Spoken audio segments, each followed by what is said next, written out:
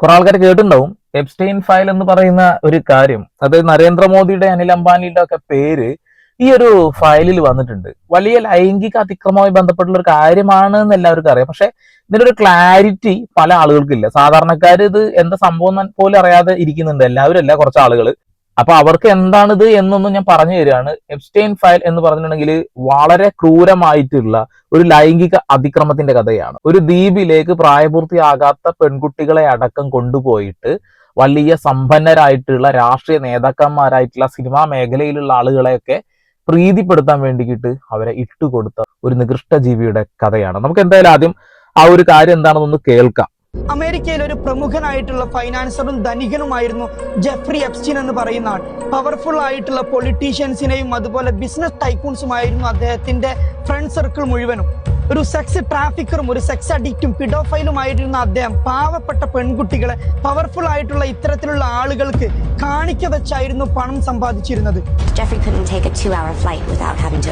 അദ്ദേഹത്തിന്റെ തന്നെ ലളിത എക്സ്പ്രസ് പറയുന്ന ഒരു പ്രൈവറ്റ് ജെറ്റിൽ അദ്ദേഹത്തിന്റെ ലിറ്റിൽ സെന്റ് ജെയിംസ് ഐലൻഡ് എന്ന് പറയുന്ന ഒരു ഐലൻഡിൽ നിന്നായിരുന്നു ഇത്തരത്തിലുള്ള അദ്ദേഹത്തിന്റെ മുഴുവൻ ലീലാവിലാസങ്ങളും. പ്രമുഖരായിട്ടുള്ള US മുതൽ ഇന്ത്യ വരെ നീണ്ടു നിൽക്കുന്ന വലിയൊരാളുകളുടെ ഒരു അലിജഡ് ലിസ്റ്റാണ് ഇന്ന് നമുക്ക് കാണാൻ സാധിക്കുന്നത്. എന്നാൽ അദ്ദേഹത്തിന്റെ ഈ അൺഹോളി നെക്സസ് 2008 പിടിക്കപ്പെടുകയും സെക്സ് ട്രാഫിക്കിന്റെ പേരിൽ അദ്ദേഹം ജയിലിൽ അടക്കപ്പെടുകയും ചെയ്തു. അദ്ദേഹത്തിന്റെ ഡേർട്ടി പൊളിറ്റിക്കൽ നെക്സസ് കാരണം ജീവപര്യന്തത്തിന് ശിക്ഷിക്കപ്പെട്ട അദ്ദേഹം 11 മാസങ്ങൾ കൊണ്ട് ജയിലിൽ നിന്നൂരി. എന്നാൽ കാലത്തിന്റെ കാവ്യനീതി എന്നൊക്കെ പറയുന്ന പോലെ വിധി അദ്ദേഹത്തിനെ വീണ്ടും വേട്ടയാടി. 2019 അദ്ദേഹം വീണ്ടും ജയിലിലടക്കപ്പെട്ടു. ജയിലിലടക്കപ്പെട്ടതിന് ശേഷം അദ്ദേഹം ഒരു ദുരൂഹമായ സാഹചര്യത്തിൽ ആത്മഹത്യ ചെയ്തു എന്നാണ് പറയപ്പെടുന്നത്. യഥാർത്ഥത്തിൽ ഇത് ആത്മഹത്യ ആയിരുന്നോ എന്ന് തന്നെ സംശയമാണ്. അദ്ദേഹത്തിന്റെ മരണത്തോടു കൂടി ഈ കേസ് ഇല്ലാതാകും എന്ന് വിചാരിച്ചവർക്ക് തെറ്റി.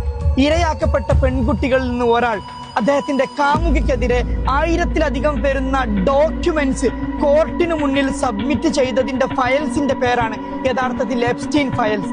ഇന്ന് ഈ സീൽഡ് ഡോക്യുമെന്റ് പബ്ലിക് ആക്കാനുള്ള ഒരു റൈറ്റ് കൂടി ഈ ഒരു വിക്ടിമിന് നൽകപ്പെട്ടിരിക്കുകയാണ്. പല നാൾ കള്ളൻ ഒരു നാൾ പിടിയിൽ എന്നൊക്കെ നമ്മൾ പറയാറില്ലേ? എന്റെ സാർ ജാബിർ സാർ പറയുന്ന പോലെ ഇന്ന് ലോകത്തിന് ആവശ്യം യഥാർത്ഥത്തിൽ ഒതന്റിക് ലീഡേഴ്സിനെയാണ്. ജെഫ്രി എപ്സ്റ്റീൻ എന്ന് പറയുന്ന ഒരു നികൃഷ്ട ജീവി തന്റെ ആവശ്യങ്ങൾ നിറവേറ്റാൻ വേണ്ടി, സമ്പാദ്യം ഉണ്ടാക്കാൻ വേണ്ടിയിട്ട് ഒരുപാട് പെൺകുട്ടികളെ തന്റെ ഐലാൻഡിലേക്ക് തട്ടിക്കൊണ്ടുപോയി അവിടെ വെച്ച് ക്രൂരമായി പീഡിപ്പിക്കുന്നു. അതിനുശേഷം അയാളുടെ വൈഫാണ് എല്ലാ കാര്യത്തിനും കൂടെ നിന്നിരുന്നുള്ളതാണ്. ആ ഒരു സ്ത്രീ ഇവരെ ആ ജോലിയിലേക്ക് പ്രാപ്തരാക്കി മാറ്റിക്കുകയും പല ആളുകൾക്ക് കാണിക്ക വെക്കുകയും ചെയ്തു എന്നുള്ളതാണ്.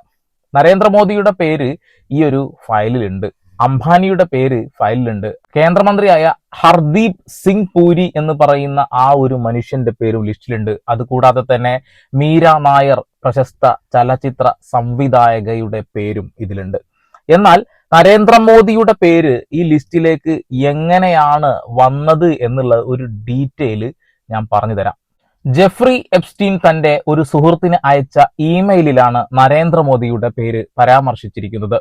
ഇത് 2017 നരേന്ദ്രമോദി ഇസ്രായേൽ സന്ദർശിച്ച സമയത്തായിരുന്നു. ആ സമയത്ത് ഇസ്രായേൽ മുൻ പ്രധാനമന്ത്രി എഹൂദ് ബരാക്കുമായി എപ്സ്റ്റീൻ അടുത്ത ബന്ധമുണ്ടായിരുന്നു. നരേന്ദ്രമോദി ഇസ്രായേലിൽ എത്തുന്നതിനെ കുറിച്ചും അവിടെ നടക്കുന്ന കാര്യങ്ങളെക്കുറിച്ചും ചർച്ച ചെയ്യുന്നതിനിടയിലാണ് എപ്സ്റ്റീൻ മോദിയുടെ പേര് പരാമർശിച്ചിട്ടുള്ളത്.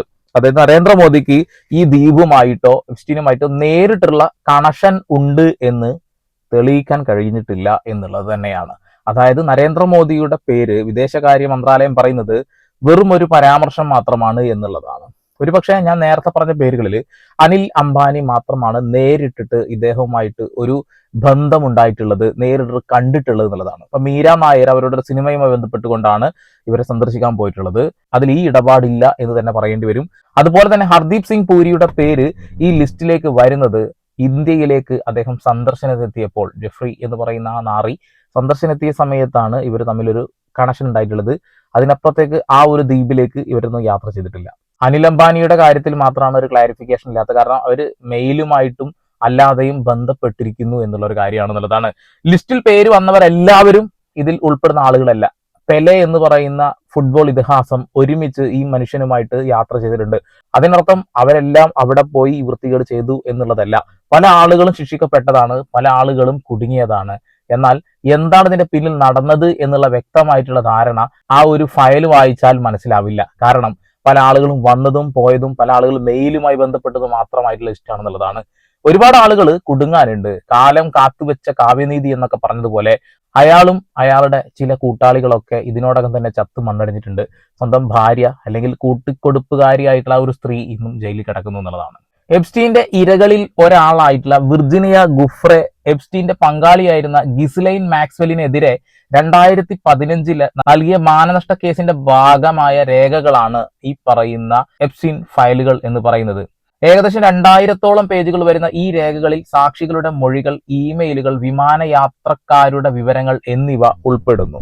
ഒരു വലിയ ലിസ്റ്റ് എല്ലാ രേഖകളും ഈ എപ്സ്റ്റീൻ എന്ന് പറയുന്ന വ്യക്തി ശേഖരിച്ചു വെച്ചിട്ടുണ്ടായിരുന്നു. ബ്ലാക്ക് മെയിലിലൂടെ പണം തട്ടുക എന്ന് തന്നെയാണ് ആളുടെ ലക്ഷ്യം. ന്യൂയോർക്കിലെ കോടതി ജഡ്ജായ ലൊറേറ്റ പ്രസ്ക 2023 ഡിസംബറിൽ ഈ രേഖകൾ പരസ്യമാക്കാൻ ഉത്തരവിട്ടു.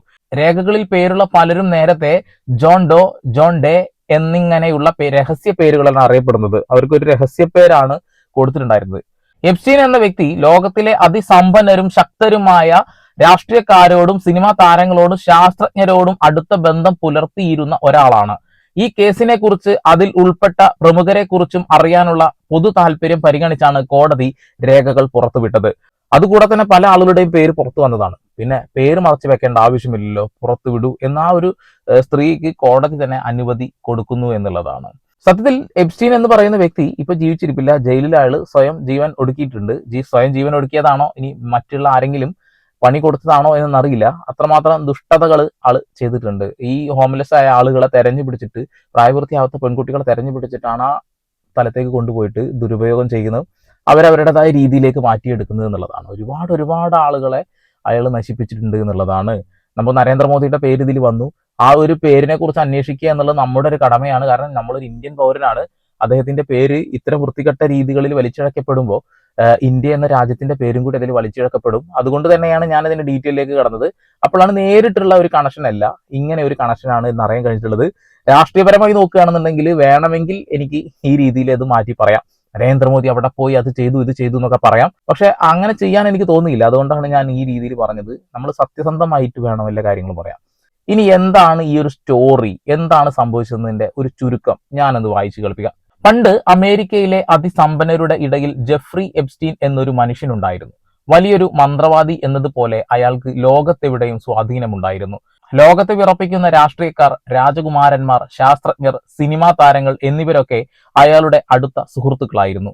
സ്വന്തമായി ഒരു സ്വകാര്യ വിമാനം, അതിനെ ആളുകൾ ലോലിത എക്സ്പ്രസ് എന്ന് വിളിച്ചു. കരീബിയൻ കടലിൽ ആരും കാണാത്ത ഒരു സ്വകാര്യ ദ്വീപും അയാൾക്കുണ്ടായിരുന്നു. പക്ഷേ ഈ തിളക്കത്തിന് പിന്നിൽ ഭീകരമായ ഒരു ഇരുട്ടുമുണ്ടായിരുന്നു. പണവും സ്വാധീനവും ഉപയോഗിച്ച് പ്രായപൂർത്തിയാകാത്ത പെൺകുട്ടികളെ അയാൾ ചതിയിൽപ്പെടുത്തി തന്റെ ദ്വീപിലേക്ക് എത്തിക്കുമായിരുന്നു. അവിടെ എത്തുന്ന പ്രമുഖരായ സുഹൃത്തുക്കൾക്ക് മുന്നിൽ അയാൾ ഈ കുട്ടികളെ കാഴ്ചവെച്ചു. ഇത് പലരുടെയും രഹസ്യങ്ങൾ കൈക്കലാക്കാനും അവരെ ബ്ലാക്ക്മെയിൽ ചെയ്യാനുള്ള അയാളുടെ തന്ത്രമായിരുന്നു. 2015 വിർജീനിയ ഗുഫ്രെ എന്ന ധീരയായ ഒരു യുവതി മുന്നോട്ട് വന്നു. എപ്സ്റ്റീന്റെ കെണിയിൽപ്പെട്ട ഇരകളിൽ ഒരാളായിരുന്നു അവൾ. എപ്സ്റ്റീന്റെ പങ്കാളിയായ ഗിസ്ലൈൻ മാക്സ്വെലിനെതിരെ അവൾ കോടതിയിൽ പരാതി കൊടുത്തു. ഈ കേസിന്റെ വിചാരണാ വേളയിൽ ആയിരക്കണക്കിന് രേഖകൾ കോടതി ശേഖരിച്ചു. സാക്ഷിമൊഴികൾ, വിമാനത്തിൽ യാത്ര ചെയ്തവരുടെ ലിസ്റ്റുകൾ, ഇമെയിലുകൾ എന്നിവയെല്ലാം ഈ ഫയലുകളിൽ ഉണ്ടായിരുന്നു. പക്ഷേ അന്നത്തെ നിയമങ്ങൾ കാരണം ഈ പേരുകളെല്ലാം ജോൺ ഡോ എന്ന രഹസ്യ പേരിൽ പൂട്ടിവെച്ചിരുന്നു. വർഷങ്ങൾ കടന്നുപോയി. 2019 എപ്സ്റ്റീൻ ജയിലിൽ വെച്ച് ദുരൂഹ സാഹചര്യത്തിൽ മരിച്ചു. പക്ഷേ സത്യം പുറത്തു വരണമെന്ന് ലോകം ആഗ്രഹിച്ചു. ഒടുവിൽ 2023 അവസാനത്തോടെ അമേരിക്കയിലെ ഒരു കോടതി ഉത്തരവിട്ടു. ഇനി ഈ പേരുകൾ രഹസ്യമാക്കി വെക്കരുത്, ലോകം അറിയട്ടെ. അങ്ങനെയാണ് ആ രഹസ്യപ്പെട്ടികൾ തുറക്കപ്പെട്ടത്. അവിടെയാണ് ലോകം ഞെട്ടിയത്. മുൻ അമേരിക്കൻ പ്രസിഡന്റുമാർ മുതൽ ബ്രിട്ടീഷ് രാജകുടുംബാംഗങ്ങൾ വരെ ആ ലിസ്റ്റിലുണ്ടായിരുന്നു.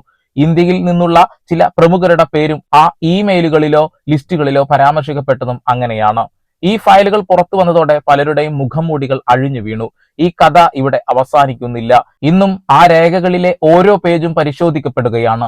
അധികാരവും പണവും ഉണ്ടെങ്കിൽ എന്ത് ക്രൂരതയും മറച്ചുവെക്കാമെന്ന് കരുതിയവർക്കുള്ള ഒരു മുന്നറിയിപ്പാണ് ഈ എപ്സ്റ്റീൻ ഫയലുകൾ. ഇത് ഒരു വ്യക്തിക്കെതിരെയുള്ള കേസല്ല, മറിച്ച് ലോകത്തിലെ ഏറ്റവും ശക്തരായ മനുഷ്യർ ഉൾപ്പെട്ട വലിയൊരു ശൃംഖലയുടെ തകർച്ചയുടെ കഥയാണ്. ഇതാണ് എപ്സ്റ്റീൻ ഫയല്. ജെഫ്രി എന്ന് പറയുന്ന ഒരു നാറി ചെയ്ത ഊളത്തരങ്ങളാണ്. അതുകൂടാതെ തന്നെ പണമുള്ള രാഷ്ട്രീയക്കാരും സാമ്പത്തികമുള്ള ചില സെലിബ്രിറ്റികളും കൂത്താട്ടം നടത്തിയ ഒരു കഥയാണ് എന്നുള്ളതാണ്. ഒരു പക്ഷെ 2000-ഓളം പേജുകളുള്ള ആ ഒരു ഫയലുകളിൽ നിന്ന് ഇനിയും ആളുകളുടെ പേരുകൾ പുറത്തു വരാൻ സാധ്യതകളുണ്ട്. നരേന്ദ്രമോദിയുടെ പേര് ഞാൻ പറഞ്ഞല്ലോ, അത് ഈ രീതിയിലാണ് കണ്ടുള്ളത്. എന്നാൽ ഡൊണാൾഡ് ട്രംപിന്റെ പേരും ഈ ലിസ്റ്റിലുണ്ട്. തെളിവുകളില്ല എന്നൊരൊറ്റ കാര്യം പറഞ്ഞുകൊണ്ടാണ് ട്രംപിന്റെ പേര് കൂടുതലായിട്ട് ആരും ഒന്നും പുറത്തു പറയാത്തത്. എന്നാൽ തെളിവുകളില്ലാത്ത പല ആളുകളുടെ പേരും രാഷ്ട്രീയ നേട്ടത്തിന് വേണ്ടിയിട്ട് ഉപയോഗിക്കുന്നതും കാണുന്നുണ്ട് എന്നുള്ളതാണ്. അപ്പൊ നിങ്ങൾക്ക് കാര്യങ്ങൾ മനസ്സിലായി എന്ന് കരുതുന്നു. അപ്പൊ ഇതാണ് ആ ഫയൽ. കുറെ ദിവസമായിട്ട് സോഷ്യൽ മീഡിയ ഇങ്ങനെ ചർച്ച ചെയ്യുന്നതാണല്ലേ. അപ്പൊ വീണ്ടും ഒരു പുതിയ വാർത്താ വിശേഷങ്ങളുമായി ഇവിടെ പോൾ സൈനിങ് ഓഫ്.